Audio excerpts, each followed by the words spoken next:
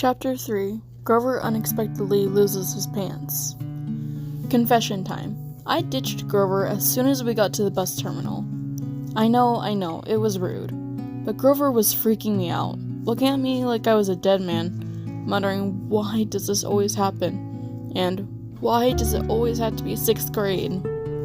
Whenever he got upset, Grover's bladder acted up, so I wasn't surprised as soon as we got off the bus. He made me promise to wait for him, and then made a beeline for the restroom. Instead of waiting, I got my suitcase and slipped outside, and caught the first taxi uptown. East 141st Street. I told the driver. "A word about my mother before you meet her. Her name is Sally Jackson, and she's the best person in the world, which just proves my theory that the best people have the rottenest luck. Her own parents died in a plane crash when she was 5. She was raised by an uncle that didn't care much about her. She wanted to be a novelist, so she spent high school working to save enough money to get into a good college with a good writing program. And then her uncle got cancer, and she quit school her senior year to take care of him. After he died, she was left with no money, no family, and no diploma. The only good break she ever got was meeting my dad. I don't have any memories of him, just a sort of warm glow. Maybe the barest trace of a smile. My mom doesn't like to talk about him because it makes her sad. She has no pictures. See, they weren't married, she told me. He was rich and important, and the relationship was a secret. Then one day he set sail across the Atlantic on some important journey, and he never came back. Lost at sea, my mom told me. Not dead, lost at sea. She worked odd jobs, took night classes to get her high school diploma, and raised me on her own. She never complained or got mad, not even once. But I knew I wasn't an easy kid. Finally, she married Gabe Aglino, who was nice the first 30 seconds we knew him, then showed his true colors as a world-class jerk. When I was young, I nicknamed him Smelly Gabe. I'm sorry, but it's the truth. The guy reeked like moldy garlic pizza wrapped in gym shorts. Between the two of us, we made my mom's life pretty hard. The way Smelly Gabe treated her, and the way he and I got along. Well, when I came home is a good example. I walked into our little apartment, hoping my mom would be home from work. Instead, Smelly Gabe was in the living room, playing poker with his buddies. Television blared ESPN. And chips and beer cans were strewn on the carpet. Hardly looking up, he sat around a cigar. "So, you're home?" "Where's my mom?" "Working," he said. "You got any cash?" That was it. No welcome home, good to see you, how has your life been the last 6 months? Gabe had put on weight. He looked like a tuskless walrus in thrift store clothes. He had about 3 hairs on his head, all combed over his bald scalp, as if that made him handsome or something. He managed an electronics megamart in Queens, but he stayed home most of the time. I don't know why he hasn't been fired long before. He just kept on collecting paychecks and spending the money on cigars. That made me nauseous. And on beer, of course. Always beer. Whenever I was home, he expected me to provide for his gambling funds. He called that our guy secret, meaning if I told my mom, he would punch my lights out. "I don't have any cash," I told him. He raised a greasy eyebrow. Gabe could sniff out money like a bloodhound, which was surprising since his own smell should have covered up everything else. "You took a taxi from the bus station," he said. "Probably paid with 20, got $7 and change. Somebody expects to live under this roof. He had to carry his own weight. Am I right, Eddie?" Eddie, the superintendent of the apartment, looked at me with a twinge of sympathy. "Come on, Gabe," he said. "The kid just got here." "Am I right?" Gabe repeated. Eddie scowled into his bowl of pretzels. The other 2 guys passed gas in harmony. "Fine," I said. I dug out a wad of dollars in my pocket and threw the money out on the table. "I hope you lose." "Your report card came, brain boy," he shouted after me. I wouldn't act so snooty. I slammed the door to my room which wasn't really my room. During the school months, it was Gabe's study. He didn't study anything there except for old car magazines, but he loved shoving my stuff in the closet, leaving his muddy boots on the windowsill, and doing his best to make the place smell like his nasty cologne and cigars and stale beer. I dropped my suitcase on the bed. Home sweet home. Gabe's smell was almost worse than the nightmares about Miss Dodds, or the sound of the old fruit lady's shears snipping the yarn. But as soon as I thought that, my legs felt weak, and I remember Grover's look of panic. How he made me promise I wouldn't go home without him. A sudden chill rolled through me. It felt like something was looking for me right now. Maybe pounding its way up the stairs, growing long, horrible talons. Then I heard my mom's voice. "Percy?" She opened the bedroom door, and all my fears melted. My mother can make me feel good just by walking into the room. Her eyes sparkle and change color in the light. Her smile was warm like a quilt. She got a few gray streaks mixed in with her long brown hair, but I never think of her as old. When she looks at me, it's like she's saying all the good things about me, none of the bad. I've never heard her raise her voice or say any unkind word to anyone, not even me or Gabe. "Oh, Percy." She hugged me tight. "I can't believe it. You've grown since Christmas." Her red, white, and blue sweet-on American uniform smelled like the best things in the world. Chocolate, licorice, and other stuff that she sold at the candy shop in Grand Central. She brought me a huge bag of free samples, the way she always did when I came home.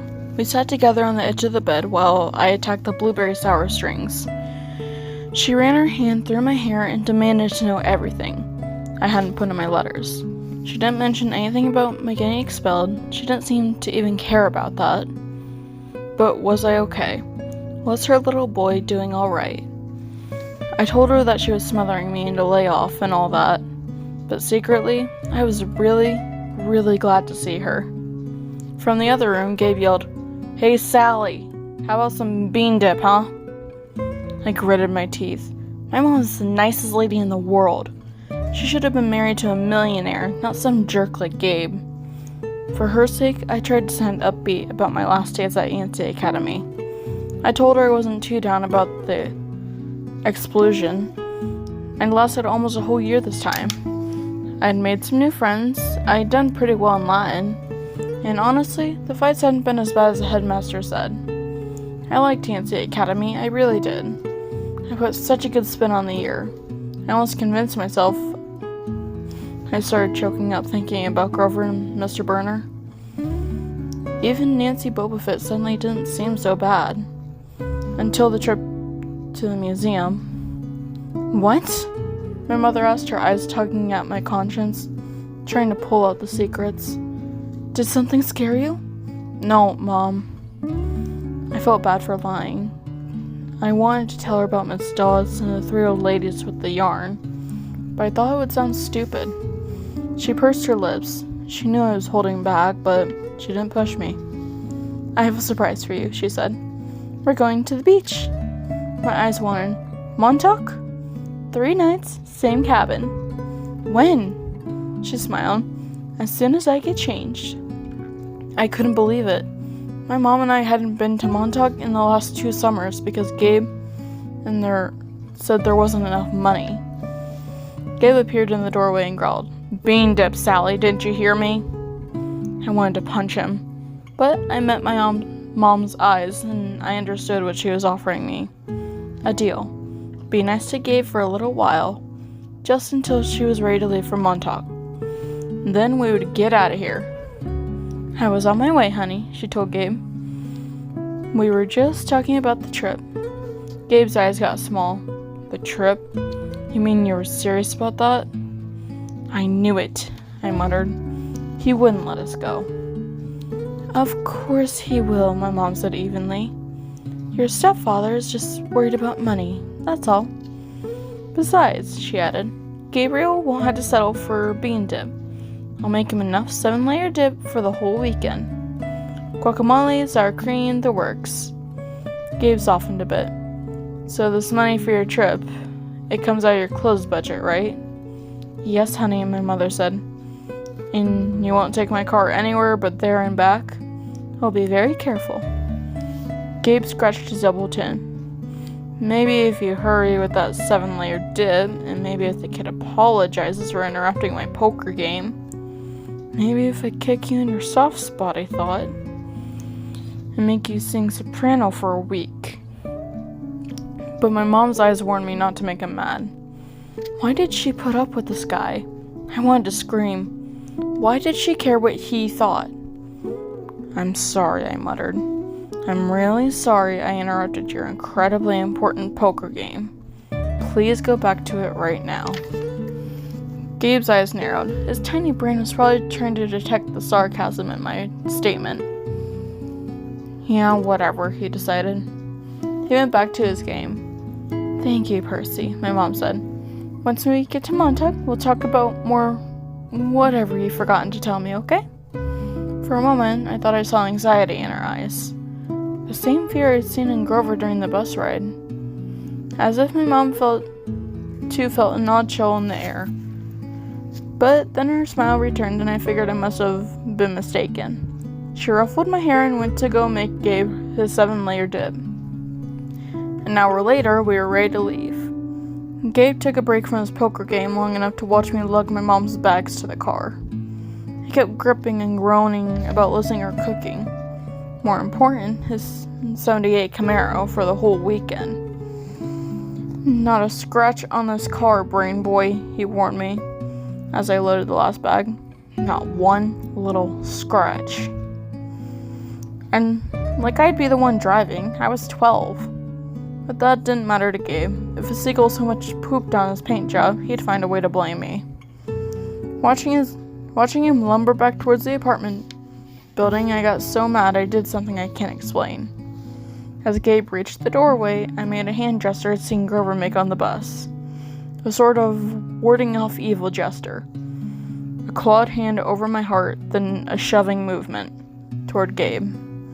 The screen door slammed shut so hard it whacked him in the butt and sent him flying up the staircase, as if he'd been shot from a cannon.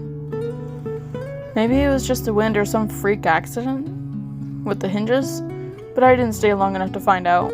I got in the Camaro and told my mom to step on it.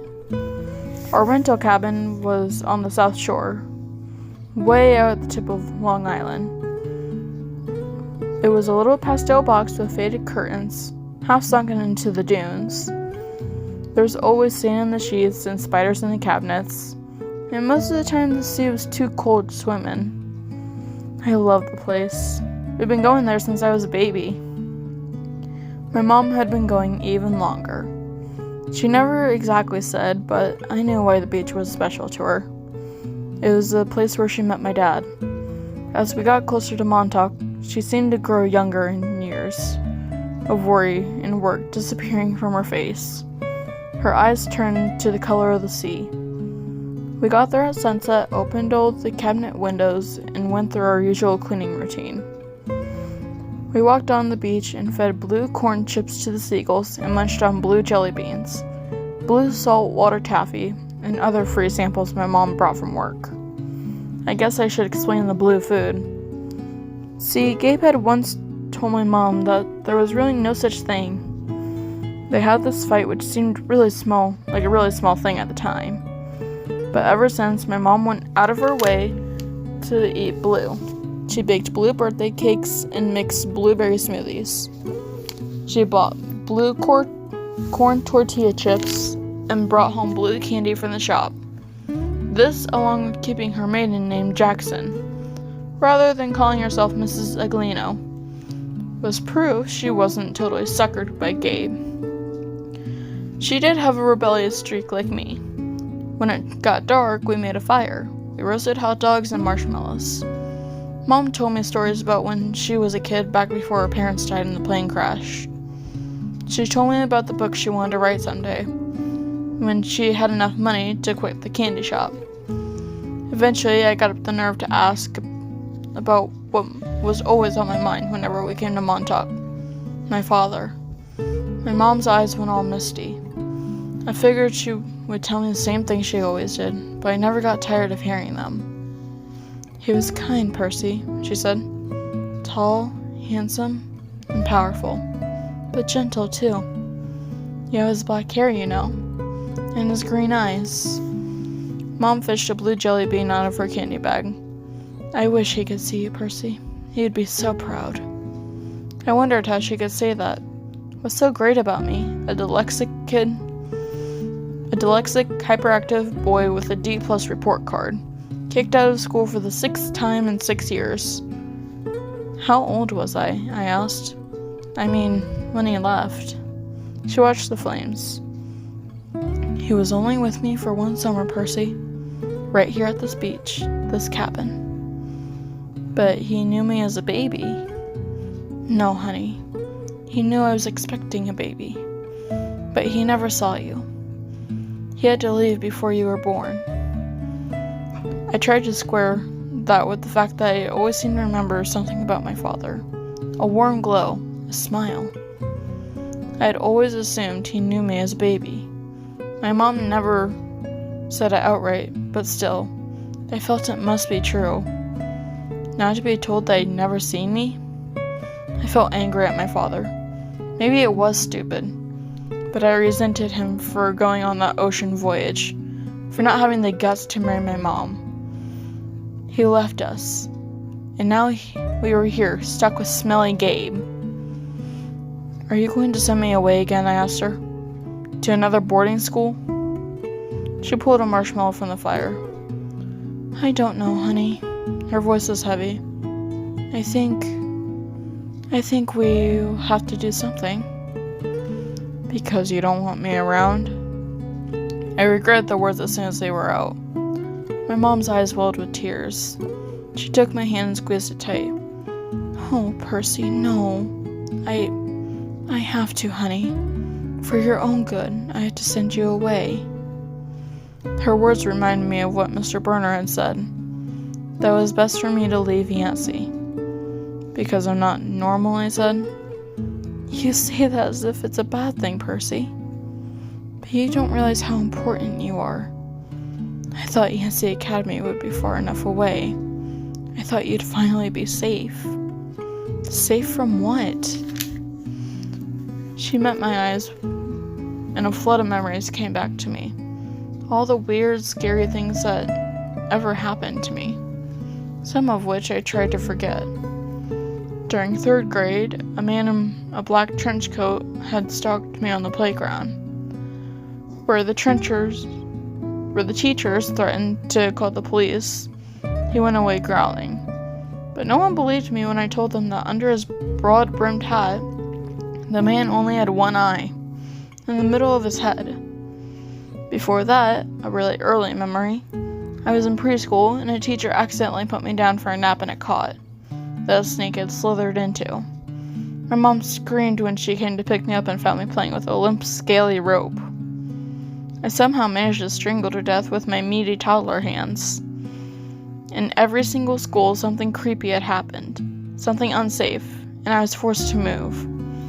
I knew I should tell my mom about the old ladies at the fruit stand and Miss Dodds at the art museum, about my weird hallucination that I'd sliced my math teacher into dust with a sword. But I couldn't make myself tell her.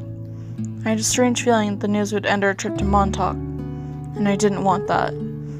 "I tried to keep you as close to me as I could," my mom said. "They told me that was a mistake.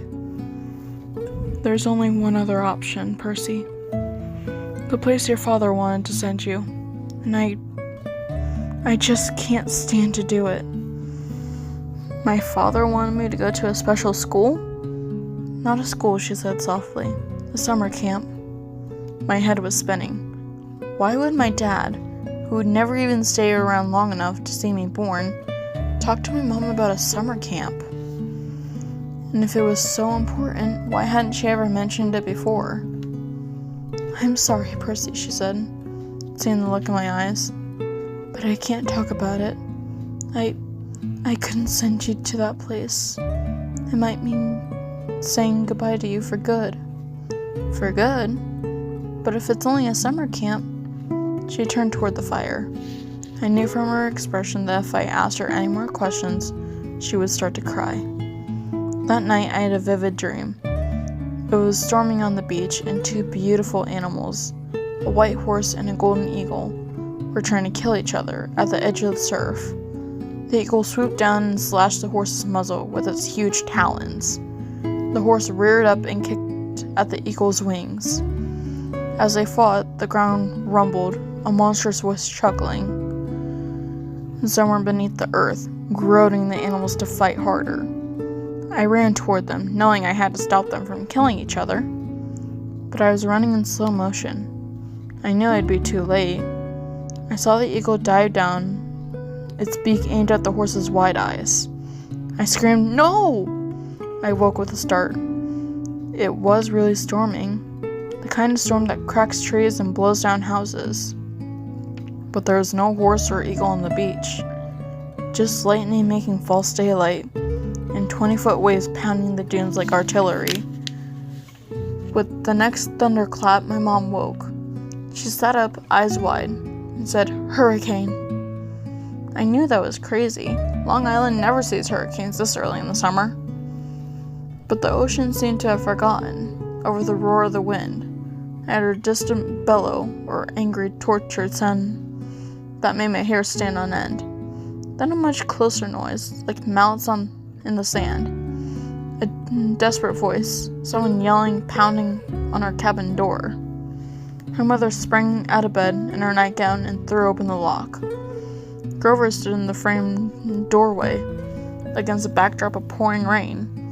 But he wasn't exactly Grover. "Searching all night," he gasped. "What were you thinking?" My mother looked at me in terror, not scared of Grover, but why he'd come. "Percy," she said, shouting to be heard over the rain. "What happened at school? What didn't you tell me?" I was frozen looking at Grover. I couldn't understand what I was hearing. "Oh, zu kai aleoithio," he yelled. "It's right behind me. Didn't you tell her?" I was too shocked to register that he just cursed in ancient Greek. I understood him perfectly. I was too shocked to wonder how Grover had gotten here by himself in the middle of the night. Besides, Grover didn't have his pants on, and where his legs should be. My mother looked at me sternly and talked in a tone she never used before. "Percy, tell me now!" I stammered something about the old ladies in the fruit stand and Miss Dodds. My mom stared at me, her face deathly pale, in the flashes of lightning. She grabbed her purse and tossed me my rain jacket, and said, "Get in the car, both of you, go!" Grover ran for the Camaro, but he wasn't running exactly. He was trotting, shaking his shaggy hindquarters. Suddenly, his story about his muscular disorder in his legs made sense to me. I understood how he could run so fast and still limp when he walked. Because where his feet should be, there were no feet. There were cloven hooves.